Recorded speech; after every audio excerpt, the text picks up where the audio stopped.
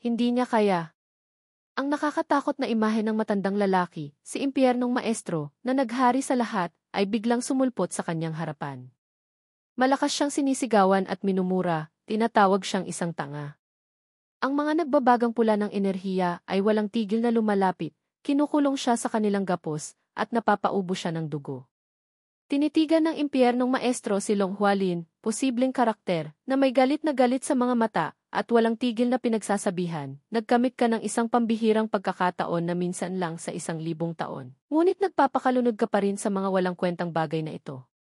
Nang makita ang kanyang anyo, agad na naguluhan si Long Hualin paano nangyari na ang matandang iyon mula sa nakaraan. Paano siya? Ang kanyang mga mata ay tila hinuhusgahan ang kanyang pagkatao. Wala kang mababago, ang sabi ng maestro, kasabay ng malakas na sumpa.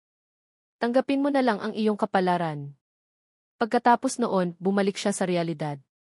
Inatake siya ni Mu Fei, posibleng karakter, gamit ang kanyang espada, at nagulat na nagtanong, ano ang iniisip mo habang nag-ensayo? Agad niyang sinalo ang atake ng espada. Sa sandaling iyon, isang espada ang sumugod patungo sa kanya, na nagpalaki ng kanyang mga mata. Sa 1 segundo, pinalipad na niya ang espada sa kanyang kamay. Lubusan siyang nagapi ni Long Hualin. Naguguluhan siyang lumingon at nagulat na sinabi sa kanya, talunan na ako. Tumalikod ang lahat at umalis, na nagpaalala sa kanya, mukhang wala sa sarili si Long Gongzi. May problema ba sa iyong katawan? Bumuntong hininga siya, nahihirapang magsalita. Hindi. Ito lang ni. Lungkot niyang kinuha ang kanyang espada at nagpaliwanag, kamakailan, madalas akong managinip ng mga kakaibang panaginip.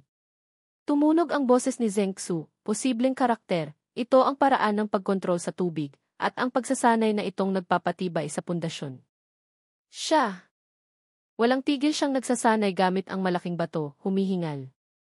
Ang pagsasanay na ganito ang pinakamahusay na paraan upang magkaroon ng lakas. Tumango si Nanxu, posibleng karakter, na nagsasanay din ng sarili niyang ehersisyo sa pagbubuhat. Kapag nagpapalaki ng dibdib, siguraduhin na ang bato ay nakatuwid sa iyong siko. Napailing na lang si Long Hualin, nagmamadali siyang tumalikod at umalis, na sinasabing, sa susunod, magsanay tayong muli. Pagkatapos noon, tumingala siya sa langit, na nagpapahayag, ngunit bago iyon, gusto kong pag-usapan ang ating susunod na hakbang. At sa gayon, ang grupo ng 4 ay nagpatuloy sa kanilang paglalakbay. Habang naglalakad, sinabi ni Long Hualin sa lahat, bago tayo bumisita sa mga angka ng Jiaje, balak kong dumaan sa 7 Sages Mountain. Nagulat si Zheng Xu at napatingin sa kanya. Ang mga alaala mula sa kanyang nakaraang buhay ay nagbalik sa kanyang isipan. Nabasa ko sa mga tala ng isang sikat na parmasyutiko na sa isang sulok ng bundok ng 7 Sages Mountain, hindi lamang mayroong daan-daang taong gulang na ginsenggi. Patuloy siyang nagpaliwanag sa lahat, kundi pati na rin ang isang bagay na tinatawag na Huatru, na napakabihira sa gitnang kaharian. Nang marinig ito, agad na nagningning ang mga mata ni Zheng Xu at Nanxu at nagtanong, Huatru. Biglang sumeryoso si Long Hualin at sinabi sa 2 lalaki sa harap niya, ngayon ko lang naalala, kayong 2 baliw sa espada, mas kilala bilang Little Devils of the Two Crooked Swords, dahil sa inyong pagkahilig sa alak, hindi ba? Agad na sumagot ang 2, hindi namin itatanggi. Nang marinig ito, agad na sumigaw si Mu Fei kay Long Gongzi. Patuloy niyang sinabi ang kanyang iniisip, ang 7 Sages Mountain ay malapit sa teritoryo ng Demon Sect. Ligtas ba para sa mga taong may katuwiran tulad ng Heavenly Zone Gate na pumunta doon? Umiti si Long Hualin, tumingin sa kanya at nagpaliwanag, paano nila malalaman na tayo ay mula sa Heavenly Zone Gate? Kung tayo ay mahuli, sabihin na lang natin na tayo ay kabilang sa ibang sekta. Nang marinig ito, agad siyang nagalit. Paano nasasabi ng isang batang pinuno ng Heavenly Zone Gate ang ganyang bagay? Patuloy niyang ipinangaral ang tungkol sa karangalan ng sekta. Bago pa siya matapos magsalita, agad siyang pinutol ni Long Hualin, na sumagot, talaga bang karapat-dapat na ipagpalit ang buhay mo para sa karangalan na iyon? Bigla siyang napaisip at tumingala sa langit. Kung makakita ako ng isang demonyong pinuno doon at tanungin ako, hindi ako magdadalawang isip na sabihin na ako ay nagmula sa Demon Sect. Para sa akin, ang mabuhay ay ang pinakamahalagang bagay. Nang marinig ito, naunawaan ni Zheng Xu ang isang bagay. Tumango siya, na sinasabing, Mushifu, bakit tayong mga may katuwiran ay takot sa demon sect? Sundin na lang natin ang gusto ni Gongzi, iyon ang pinakamabuti. Sinamaan sila ng tingin ni Mufei, galit na sinasabing, gusto niyo lang tikman ang Huatru. Napailing na lang si Long Hualin at nag-alala. Shifu, balak naming kumuha ng ginseng para ibigay sa aming mga magulang. Nag-aalala na sila sa akin, hindi ba? Nang makita na gustong pumunta ng 3 tao doon, wala siyang nagawa kundi sumang-ayon sa kanila. Kung nasabi niya na iyan, sige. Dumaan tayo sa Seven Sages Mountain. Natuwa si Long Hualin at sumulong na nagpapahayag, salamat sa lahat. Sa una, sa tingin ko dapat tayong maghanda ng mabuti sa isang kalapit na inn. Isang lubos na nagagalak ng ngiti ang lumitaw sa kanyang mukha. Sa totoo lang, iyon ay isang kasinungalingan lamang. Naalala niya ang kanyang mga alaala tungkol sa lugar na ito na unti-unting lumilitaw. Walang ginseng o Huatru sa Seven Sages Mountain. Ngunit mayroong isang bagay na mas mahalaga doon. Iyon ang bagay na tumutubo sa bundok na iyon, isang nakalalasong bulaklak. Ang Madu Shaihua, Demon Poison Stone Flower. Isang imahe ng isang purple na paru-paro, lubhang kakaiba, ang lumitaw sa isang kuweba. Sa isang lugar sa hanay ng mga bundok na ito, sa isang lugar kung saan namatay ang mga nakalalasong insekto, daan-daang taon ang lumipas na lumilikha ng isang natural na sementeryo. Kapag nagtipon ang lason, bumubuo ito ng isang lusak, at pagkatapos ay nagpapatigas upang maging madusay. Sa gayon, ang kasaysayan ng bulaklak na ito ay lumitaw. Ang mga buto ay nahuhulog doon, namumulaklak. Ang bulaklak na ito ay naglalabas ng isang purple na liwanag, lubhang kakaiba. Ang mga bulaklak na ito ay sumisipsip ng nakalalasong enerhiya at demonic na enerhiya na nagiging madusyayhwa. Sa pag-iisip nito, napaisip si Long Hualin. Sa kasalukuyan, ang ganitong uri ng bulaklak ay umiiral sa Seven Sages Mountain. Ngunit sa inn, nakikinig siya sa mga espada na nag-uusap sa isa't isa. Narinig mo ba ang balita na ang mga eksperto ng Demon Sect ay nagtitipon doon? Agad na sumagot ang taong iyon, narinig ko, ngunit hindi malinaw kung bakit sila naroroon. Ang lalaki sa tapat niya ay bumulong sa kanya, hindi kataka-taka. Narinig ko na mayroong isang mahalagang gamot na pangkaluluwa ng Demon Sect na lumitaw doon. Ito ang Madu Shaihua. Nang marinig ang mga salitang ito, lubhang naguluhan si Long Hualin, nagtanong siya sa kanyang sarili, paano kumalat ang balitang ito sa lahat ng dako? Tahimik pa ring umiinom ng kanyang tasa ng tsaa si Mufei. Pagkatapos ay ibinaba niya ang tasa ng tsaa, na sinasabing ang kanyang iniisip sa kanya. Dapat alam ni Gongzi na ang mga eksperto ng Demon Sect ay nagtitipon dahil sa Madu Shaihua. Sa tingin ko, ang pinakamagandang bagay na gawin sa ngayon ay huwag pumunta doon. Nang marinig ang mga salitang ito, napaisip si Long Hualin, hindi niya alam kung ano ang dapat niyang gawin. Tama, ang sinabi ni Mushifu ay makatwiran. Ang mga eksperto ng Demon Sect ay makikipaglaban upang makuha ang Madu Shaihua. Hindi na natin kailangang sumali sa labanang iyon. Isang nagagalak na ngiti ang lumitaw sa kanyang mukha. Kailangan lang nating humanap ng paraan upang hulihin si Kaozhai, ang batang pinuno ng Four Dragons Gate ng Hubei. Ang kanyang mga mata ay agad na naging seryoso, naaalala. Dahil ang huling taong nagmay-ari ng Madu Shaihua ay siya. Narinig ko na matapos niyang makuha ang Madu Shaihua. Ang kanyang imahe ay biglang lumitaw sa kanyang isipan. Tumalon siya mula sa unang baitang patungo sa tuktok sa loob lamang ng 6 na buwan. Ang mga bagay na ito ay nagparamdam sa kanya ng mas interesado. Madu Shaihua. Ang espiritual na gamot na ito ay dapat na angkop para sa aking pagsasanay. Kung tutuusin, ang martial arts ng Heavenly Zone Gate ay nagmula sa Demon Sect. Sa pag-iisip nito, nasisiyahan siyang ininom ang kanyang tasa ng tsaa. Pagkatapos ay ibinaba niya ang tasa ng tsaa. Patuloy niyang inanunsyo sa lahat, walang magbabago. Pupunta pa rin tayo sa Seven Sages Mountain, Mufei. Nagulat si Mufei at tumingin sa kanya. Agad siyang tumayo at ipinahayag, Gongzi, hindi ba narinig mo ang mga eksperto ng Demon Sect? Bago pa siya matapos magsalita, pinutol niya siya, kung tutuusin, ang lugar na iyon ay nasa daan patungo sa angkan ng Jiaje.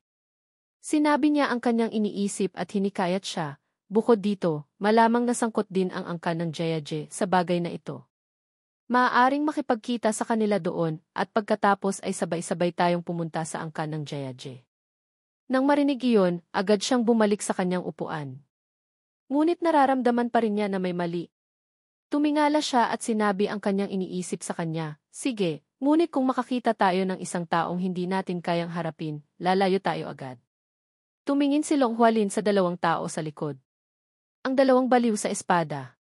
Ang imahe ng dalawang baliw sa espada na nakahiga doon, umiinom ng alak at natutulog, ay lasing, walang kamalayan sa mundo. Umiling si Long Hualin. Nang makita na ang kanyang mukha ay nag-aalala pa rin, natawa siya at inaliw ang kanyang kalooban. Huwag mag-alala. Kung maraming eksperto sa isang lugar, nangangako akong hindi ako lalapit. Tinitigan siya ni Mo Fei na may pagdududa, tumitingin sa kanya sa isang hindi maunawa ang paraan. Mabilis na lumipat ang eksena sa Great Farewell Inn. Pumasok si Long Hualin at ipinahayag sa lahat, dapat tayong pansamantalang magpahinga dito. Pumasok siya sa loob. Pagkatapos ay napaisip siya. Sa kasalukuyan, ang lugar sa paligid ng Seven Sages Mountain ay hindi naiba sa isang larangan ng digmaan ng Demon Sect. Masyado pa akong mahina para pumunta diretso doon. Ngunit sa kanyang mukha sa sandaling ito, isang napakasamang ngiti ang lumitaw. Sinabi niya ang kanyang iniisip, ang huling nagwagi lang ang makakatanggap ng kaluwalhasyan. Naalala niya noong una niyang ipinahayag kay Mo Fei at sa dalawang baliw sa espada. Ngayon, humanap tayo ng isang inn o tindahan na pinamamahalaan ng Dragon Gate. Karaniwan silang may mas kaunting customer, ngunit mas maraming kabayo. Tumingin siya sa mga kabayo sa harap niya na nag-iisip. Ang eksperto ay ang batang pinuno ng Four Dragons Gate. Siguradong sasama siya sa kanyang mga mandirigma para kumilos. Patuloy niyang tiningnan ang mga kabayo na kumakain ng damo sa loob ng kulungan. Para makagalaw ng mabilis, hindi maiiwasan ng mga mandirigma ang mga kabayo. Kailangan nating maghanda ng kulungan ng kabayo. Siya ay bumagsak sa kanyang sariling pag-iisip, puno ng kanyang sariling mga kalkulasyon. Bukod dito, kahit na makakuha siya ng madusya ihwa, hindi niya ito agad-agad masisipsip. Tiyak na pipili siya ng isang lihim na inn para dalhin ang bagay na iyon sa isang ligtas na lugar. At malamang, ito ay isang inn na pinamamahalaan ng Four Dragons Gate. Kung mahuli natin si Kauzhai, makukuha rin natin ang madusya ihwa, at siya ang taong nagmay-ari ng madusya ihwa. Sa kasong iyon, ang inn na nakakatugon sa mga kondisyon sa itaas ay mayroon lamang isang lugar na ito. Pagbalik sa realidad, pumasok si Long Hualin at ang iba pa sa lugar na ito. Agad siyang naging nagagalak, nakatitig sa harapan. Nangangahulugan ito na kung maghihintay kami dito, tiyak nalilitaw si Kauzhai, kasama ang madusya ihwa sa kanyang kamay. Black Inn. Sa sandaling ito, napakaraming tao ang abala sa pagpasok at paglabas mula sa lahat ng dako. Nakatayo roon, nagmamasid si Long Hualin sa tabi niya ay si Zhengxu. Bigla, lumapit si Nanxu at tinanong ang dalawang tao, ano ang iyong tinitingnan? Napansin ni Zhengxu ang isang bagay na hindi pangkaraniwan, agad na sinasabi sa kanya, Gongzi, siya. Ang taong iyon. Itinuro niya ang lalaking nakasuot ng dilaw na damit sa ibaba. Ang batang pinuno ng Four Dragons Gate, si Kauzhai. Nang makita ito, nagulat si Long Hualin, sumisigaw, dito. Naguguluhan siyang tiningnan siya, at nagulat na nagtanong sa kanyang puso, dapat na siya ay nasa Seven Sages Mountain, hindi ba? Bakit siya lumitaw dito? Hindi ba siya nakikilahok sa isang labanan? Bigla, isang grupo ng mga tao ang umakit ng kanyang pansin, na nag-udyok sa kanya na bigyang pansin. Ang kanyang tauhan, si Kauzhai, ay bumubulong ng isang bagay na nagpagalit sa kanyang mukha. Nang makita iyon, nagitngit siya ng kanyang mga ngipin. Naguguluhang nag-iisip, damn it. Masyadong malayo ang distansya, hindi ko marinig. Biglang narinig niya ang isang bagay, agad na nagagalit. Baliw siyang lumingon na nag-uutos sa kanyang mga tauhan. Pagkatapos ay walang tigil siyang nagbigay ng mga hudyat. Ipunin ang 4 Dragons 8 Swordsmen at 4 Dragons 12 Saber Masters. Kailangan natin siyang habulin ngayon. Agad na naunawaan ni Zhengxu ang isang bagay. Nagmadali siyang nagpaliwanag sa kanya, ang 4 Dragons 8 Swordsmen at 4 Dragons 12 Saber Masters ang pinakapiling puwersa ng 4 Dragons Gate. Tila dahil sa isang kagyat na sitwasyon, si Kaozi ay nagbigay ng ilang impormasyon. Nang marinig iyon, agad na napaisip siya. Kung ang lahat ay apurahan, kung gayon ang posibilidad na makuha natin ang madusya ihwa ay mas mataas. At ang pagkakataong manatili ang bagay na iyon ay mas mataas din. Nakatayo doon, ipinahayag ni Long Hualin sa lahat, maghanda tayo. Susundan natin siya. Biglang, lumitaw si Mu Fei sa likod ng dalawang tao, na malakas na nagtuturo, Gongzi, napakadelikado. Bakit ka sumusunod sa mga yapak ng Demon Sect? Nag-aalala niyang sinabi ang kanyang iniisip, bakit mo laging inilalagay ang iyong sarili sa panganib? Kalmado siyang lumapit sa kanyang harapan, na ipinapaliwanag sa kanya, Long Hua, magkakaroon ng malaking kaguluhan sa Jianghu. Para makaligtas sa panahong iyon, kailangan nating maging mas malakas. Patuloy niyang sinabi ang kanyang iniisip, at ang gamot na pangkaluluwa ay isang kailangan na elemento. Bago pa siya matapos magsalita, pinutol siya ni Mu Fei, na naghihikayat sa kanya, tahimik pa rin ang Jianghu ngayon. Hindi rin tayo masyadong mahina na kailangan natin ang gamot na pangkaluluwa. Nakatayo pa rin doon, kalmado niyang sinabi sa kanya sa isang tono ng katiyakan, hindi talagang mahina tayo. Patuloy niyang sinabi ang kanyang iniisip sa kanya, hindi ba talaga kayo naghahangad ng gamot na pangkaluluwa? Bakit hindi gusto ng mga mandirigma na magkaroon ng gamot na pangkaluluwa? Tila huminto ang oras, ang eksena ay tila nag-iiwan lamang ng dalawang tao. Patuloy siyang nagsasalita sa kanya, ito ay dahil lamang mahina pa tayo, kaya hindi natin kayang tumalon sa labanang iyon. Inilagay ni Long Hualin ang kanyang kamay sa kanyang dibdib, na sinasabi sa isang tono ng determinasyon, iba ako. Naghahangad ako ng lakas mula sa gamot na pangkaluluwa, upang maprotektahan ko ang aking pamilya, protektahan ang aking sekta mula sa lahat ng panganib. Patuloy siyang lumapit sa kanya, na sinasabing, kaya, kung itinuturing mo akong batang pinuno, sundin mo ako, Mu Fei Shifu. Nang marinig ang mga salitang ito, agad na napaisip si Mu Fei. Nag-iisip. Hindi kayang alagaan ang sarili ni Gongzi noon. Ngayon bahagya siyang nanliliit sa kanyang mga mata, nag-aalala. Mabababa ba ang tingin ko sa kanya? Bigla, tumawa ng malakas si Zhengxu sa kanyang likuran, nasisiyahan.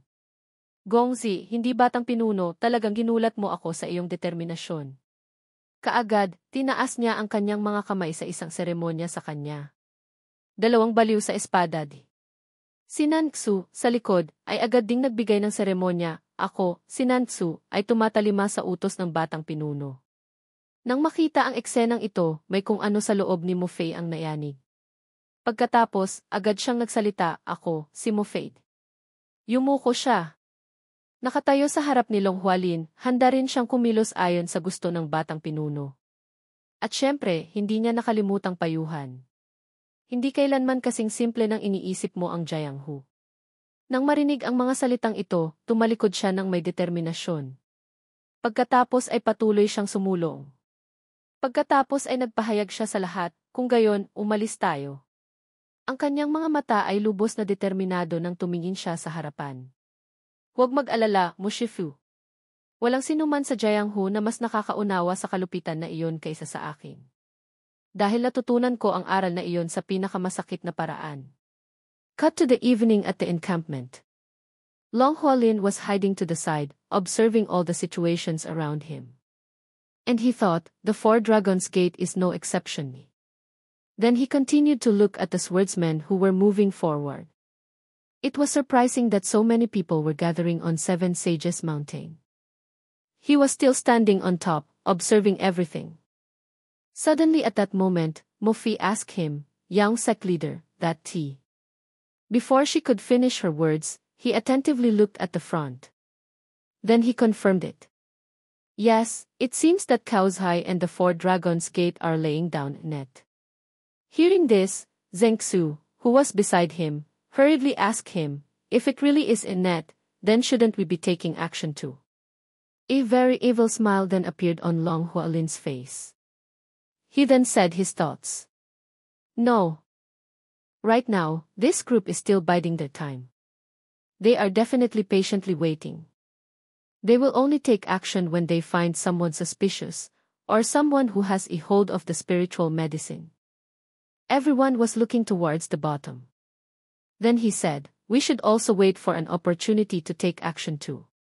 Suddenly at that moment, there was a commotion at the bottom, causing him to pay a little attention.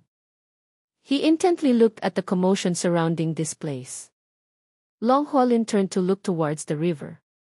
Then he announced to everyone, "It seems they've found the person holding the spiritual medicine. First, hide behind near the stream."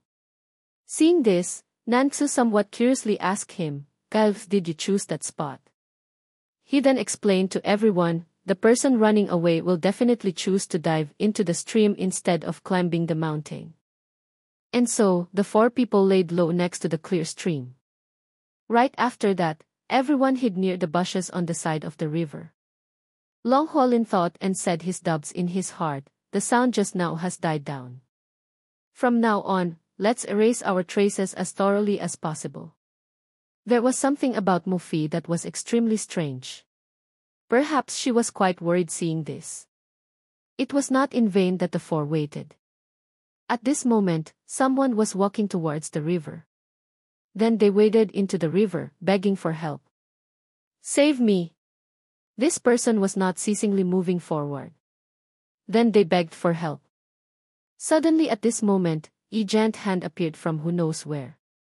It hit straight onto this person's back, causing this person to be logged out right on the spot. Seeing the scene, the four people froze, not knowing what to say. This purple power then continued to explode at this place. A figure who was full of experience then appeared behind the fog. The Blood Demon Master was standing there with a look of extreme anger. He was holding in his hand the demonic Dao flower. The purple light was unceasingly appearing at this place, becoming more and more fierce. Seeing that the situation was not good, Mufi was surprised and asked everyone, could this person be the Blood Demon Master? Long Huolin also remembered something. Then he asked her, his aura is truly strange. Could he be a renowned character? Hai Ki-san replied, if we chose 100 experts from the demon sect. After that, he continued to recount these dangerous experts. He would definitely be in the top rank. He was surprised as he looked at the situation of this strange person. Then he spoke his thoughts, but his current condition isn't good at all. He immediately noticed the flower that he was holding in his hand. That is the Madusha Ihua. His face then became serious, staring intently towards the front. He really has it. If so, then Ni. At this moment, a strange commotion started on the water. He hurriedly turned his head back with difficult expression. Around the Blood Demon Master, he was currently surrounded by different experts. Cao Zai walked to in front of him, then angrily said, "You killed off the elites of our side, yet you were still able to escape to here. No mistake, it really is the Blood Demon Master." He then suddenly laughed loudly. Then he replied to the words of the Four Dragons Gates people, "I never thought that I would be surrounded by a group of shrimp and crabs like you. If I wasn't attacked by that group of monsters from the sect." His face became extremely fierce, looking with a look full of fear. "You would have definitely been torn apart if the blood-killing technique." Cao Zai slowly reached his hand into his pocket, taking out an object. The Blood Demon Master was pleased, holding the object in his hand and asked, "Do you know what this object is?" Seeing the object in his hand, causing him to confusedly retreat, he asked, "The 10,000 feathered copper needle. How could you be?" He laughed smugly then recounted, "I spent no little money to get this object." Immediately, the surrounding experts, as well as the people of the Blood Demon Master, raised their weapons, all pointing towards him. "But don't think that I only have one of these." Seemingly, tuluyan na siyang napaligiran ng mga taong nasa harapan niya. Lubos itong nagpagalit sa kanya, at malakas niyang minura ang mga walang kwentang pangahas. Agad niyang pinalabas ang kanyang kapangyarihan at sumigaw ng malakas. "Akala mo ba, sa isang atake lang na ito ay matatalo mo ako?" Pagkatapos niyon, sumigaw siya ng malakas na nag-uutos ng pagpapaputok. Ang mga malalaking pagsabog sa ilog ay walang tigil na nangyayari sa mismong lugar na iyon. Sa langit, may pinaputok na senyas na nagpagulat kay Matsushai, posibleng karakter, base sa Ikmahuit. Ngunit hindi siya nagpakita ng anumang interes. Agad siyang sumugod pasulong at patuloy na umatake. Ang mga kulay lilang enerhiya ay walang tigil na lumilitaw sa mismong lugar na iyon. Isang pagsabog ang sunod-sunod na nangyayari. Nang makita niyang hindi maganda ang sitwasyon, agad niyang tinawag ang mga agos ng tubig upang harangan ang mga pagsabog na ito. Si Long Hualin, na nasa malayo at nagmamasid sa lahat, ay biglang naalala ang isang bagay. Teka lang ni. Ang kanyang mga mata ay lalong naguguluhan habang nakatingin sa harapan. Hindi maaari di. Ang malalaking pagsabog ay patuloy na nangyayari sa mismong lugar na iyon na nagpagulo sa mga tao ni Kaozhai, posibleng karakter. Ngunit nagpumilit pa rin siya at walang tigil na nagtatanong, may lakas ka pa rin hanggang ganito. Hindi nagpakita ng anumang interes si Maklushai sa mga bagay na ito. Agad siyang tumakas ng malayo. Pagkatapos ay tumawa siya ng nasisiyahan na sumulyap sa ibaba. Wala kayong pagkakataon. Bigla, sa mukha ni Kaozi ay lumitaw ang isang ngiti na lubhang mahirap unawain. Malakas niyang iniutos sa lahat ng kanyang mga tauhan. Longdui, posibleng team, ikalawang grupo, agad na magpaputok. Nang makita niya iyon, bahagya siyang nagulat. Pagkatapos niyon, mula sa ilalim ay lumipad ang napakaraming pagsabog na nagpahintulot kay Maksushi na walang oras upang umepekto. Ang pagsabog ay sunod-sunod na walang tigil na nangyari sa himpapawid na nagdulot sa kanya ng pagbagsak. Nang makita nilang bumagsak siya sa ilog, agad na sumigaw ang isang eksperto na naghuhudyat sa kanyang mga kasama. Bumagsak na si Maksushi. Nang makita iyon, agad na ginamit ni Cao Zi ang kanyang espada upang ituro sa kanya at sumigaw ng malakas na nag-uutos sa kanyang mga tauhan. 4 Dragons 8 Swordsmen, 4 Dragons Saber Masters, pagsama-samahin ang lahat ng inyong lakas upang patayin si Maksushi at kunin ang espiritual na gamot. Sa pagdinig ng kanyang utos, agad-agad, sumugod ang mga tao patungo kay Maksushi na umaatake. Sa sandaling ito, siya ay nasa 1,000 kilong sitwasyon na nakasabit sa isang buhok, nag-iisa. Nakipaglaban siya sa maraming tao. Bigla, tumawa siya at nagtanong sa mga taong ito, akala niyo ba mahahanap niyo ang espiritual na gamot? Pagkatapos ay inatake niyang muli ang lahat ng mga taong ito, at sumigaw na hinahamon, halika, hihilahin ko kayong lahat sa underworld kasama ko. At sa gayon, walang awa at malamig na pinatay ni Maksushi ang bawat isa na humarang sa kanya. Baliw siyang pumatay, pinupunit isa-isa ng walang kahirap-hirap. Ang kanyang mga tira ay lubhang malupit hanggang sa punto ng pagpunit ng kanilang mga mukha. Ang mga taong hindi niya kilala, si Mufi at ang 2 Swordmaster sa likod, ay bahagyang natakot. Nang makita niya ang eksena ng pagdanak ng dugo, bahagya siyang kinilabutan. Hindi ko pa nasaksihan ang isang eksena na kasing duguan nito. Nakatayo pa ring tahimik si Long Hualin na pinapanood ang lahat doon na nagulat sa kanya. Ngunit ang gongzi na ito ay marahil isang taong bagong labas lang. Pagkatapos ay naguguluhan siyang tumingin sa kanyang mukha. Bakit kaya niyang manatiling kalmado sa isang sitwasyon tulad nito? Bigla, sumigaw ang isang boses, nahuli na siya. Si Maksushi ay natalo na, nakatali at nakahiga roon. Bumagsak siya sa harap ng ilog na napuno ng dugo. Napakaraming tauhan ni Cao Zi ang maihawak na espada na umatake sa kanya. Sumigaw siya ng malakas na nag-uutos sa kanyang mga tauhan, suriin ang kanyang katawan. Hanapin ang espiritual na gamot. Agad na naghanap ang ilang tauhan at nagmamadaling nagulat, wala. Nang makita iyon, agad siyang napahinto, ang kanyang mukha ay naging 5 segundo. Agad siyang sumigaw na nag-uutos na hanapin muli ng mabuti. Sigurado ako na nakita ko siyang dala iyon at wala siyang oras para itago kahit saan. Hinabol ko siya ng malapitan. Hanapin ng mabilis. At sa gayon, nakatayo siya roon, baliw na sumisigaw sa kanyang mga tauhan. Suriin ng mabuti ang bawat puno, bawat palumpong na malapit dito.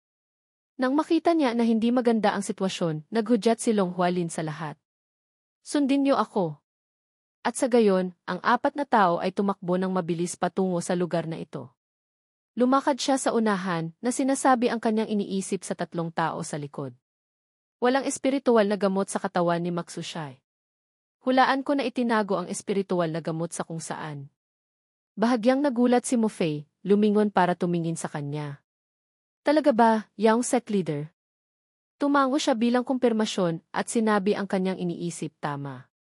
Tiyak na pinalaglag ni Maksushi ang espiritual na gamot sa ilog bilang pag-iingat. Agad niyang ipinaliwanag muli ang kanyang iniisip sa lahat sa mismong lugar na iyon. Kung gumamit siya ng barrier ng tubig kanina. Kung iisipin ng mabuti, ang water barrier ay hindi isang perpektong atake. Maaari itong harangan ang pag-atake, ngunit sabay-sabay nitong tinatakpan ang paningin. Pagkatapos, ipinaliwanag niya sa lahat na itinapon niya ang espiritual na gamot sa ilalim ng ilog. Mayroon siyang titulong maaksu, kaya dapat niyang maiwasan gamit ang pagiging magaan ng katawan. Ngunit sadya niyang ginawa ang water barrier. Iyon ay nagpapatunay na itinago niya ang espiritual na gamot sa ilog noong panahong iyon. Sumugod si Long Hualin pasulong at nag-anunsyo sa lahat. Basta sumunod tayo sa agos ng ilog, mahahanap natin ito. Sa sandaling ito, sa likod niya ay lumitaw ang isang pagsabog.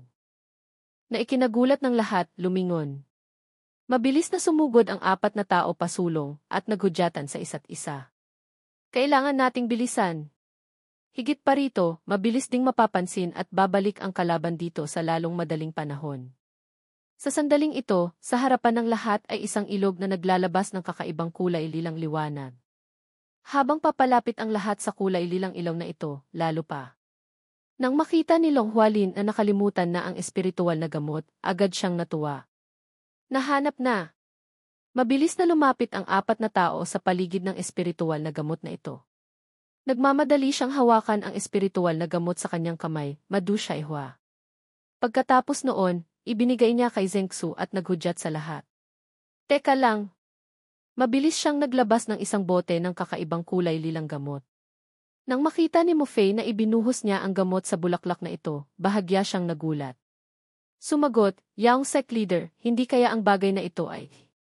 Tiningnan niya ang bulaklak na dahan-dahang nagbabago ng kulay at tumango. Tama. Ito ay lason.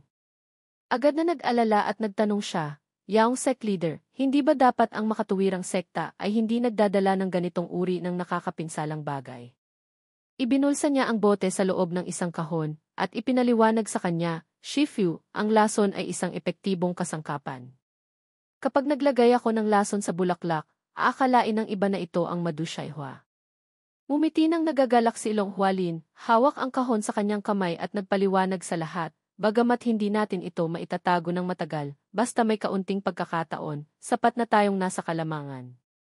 Sa isang gilid, nang makita ito ni Zhengxu, nagulat siyang nagtanong sa kanya, ganoon lang kadali. Kailangang magbayad ang iba ng buhay para makuha, at kailangan lang nating habulin para makuha ang espiritual na gamot.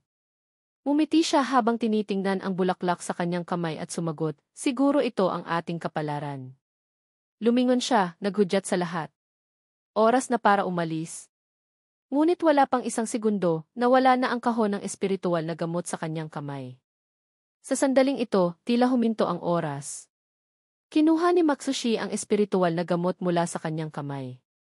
Ang lahat ay natulala sa eksenang ito, natigilan, nakatayo sa lugar na hindi maintindihan kung ano ang nangyayari. Kinuha niya ang espiritual na gamot, at malamig na ipinahayag sa 4 na tao sa likod, ang Madu Shaihua na ito ay akin. Agad na umaksyon si Mo Fei sa oras. Nag-aalala siyang tumakbo patungo sa kanya at sumigaw ng malakas, Yaong Sect Leader. Sa sandaling ito, ngayon pa ay nalaso na rin. Kung magpupumilit lang tayo, may pagkakataon pa tayong manalo. Patuloy na sumulong ang 2 tao. Kung gayon, silang dalawa, sina Zhengxu at Nantsu, ay sabay na sumugod patungo sa harap ni Matsushai at naghudyatan, mauna kami. Nang makita iyon, ipinakita niya ang isang ngiti na lubhang nagagalak na nagsasalita. Hindi tumatakbo. Karapat-dapat purihin. Ngunit bigla sa sandaling ito, ang kanyang kamay ay naging napakalaki. Ang malaking kamay na ito ay madaling binali ang espada ng parehong tao. Nakatayo siya roon, nakalahad ang mga kamay na humaharang sa atake ng 2 tao, at sumigaw ng maihamon, malayo pa. Nang makita ni Zhengxu ang eksenang ito, bahagya siyang nagulat. Bahagyang umiling si Nantsu dahil marahil mali ang pagtataya ng 2 tao sa lakas ng kalaban. Ngunit habang naghahanda ang 2 na mapunta sa panganib, biglang lumitaw ang isang gintong liwanag, kasama ang boses ni Mo Fei na tumatawag. Fi Chen Long Di Jian, Flying Sive Dragon Emperor's Word, Chian Li Sheng Chian, Heavenly Thunder Ascending Heaven. Isang kulay gintong kidlat ang tumama sa kanyang katawan. Ang kanyang mga mata ay lubhang determinado na nakatingin sa harapan. Nang makita iyon, lubha siyang nagalit. Ibinabaling ang kanyang kamay patungo sa kanya na nagbabalak umatake, iyong paslit. Pagkatapos noon, tila nanigas si Maktushai sa mismong lugar na iyon. Nagmadali siyang umatras, pinapanatili ang distansya sa kanya. Sa sandaling ito, nakatayo na ang tatlong tao sa harap niya. Bigla, nakaramdam siya ng isang bagay na hindi tama. Pagkatapos niyon, nagsuka siya ng dugo hanggang sa nakakatakot. Hindi makapaniwala si Maktushai sa kanyang mga mata. Nagulat siyang tumingin sa kamay na puno ng dugo. Ito ay lason. Sa pag-iisip nito, hindi siya naglakas loob na maniwala at naguguluhang nag-isip, hindi kaya dahil sa matandang baliw na si Tangmen. Mali! Kung ito ay lason ng Tangmen, ang 6 na organo at 5 visera ko ay tunaw na. Tumingala si Maktushai, tumitingin sa harapan. Kung gayon, sa kanyang harapan sa sandaling ito, nakatayo pa rin doon ang tatlong tao, si Mo Fei, na maihawak na espada. Nang makita iyon, naggitingit si Maktushai hanggang sa punto ng galit. Nakatayo siya roon, baliw na nagbubulungan, puno ng pagkabaliw, nangahas na maglaro ng maruming mga bagay sa matandang lalaking ito. Dudurugin ko ang mga buto niyo sa pulbos at iinumin. Bigla sa sandaling ito, umubo siya ng ilang beses sa sakit. Si Mo Fei, na nakatayo sa isang gilid, ay nakasaksi sa lahat ng eksenang ito. Isang kaisipan ang lumitaw sa kanyang isipan. Tama ang sinabi ng dalawang baliw na swordmaster, si Maktushai ay nasa kanyang limitasyon na. Ang kanyang mga mata ay naging lubhang determinado, nakatingin sa harapan. Kailangan lang magpumilit ng kaunti pa. Bigla, ang dalawang ubo ni Maktushai ay humila sa kanya pabalik sa katotohanan.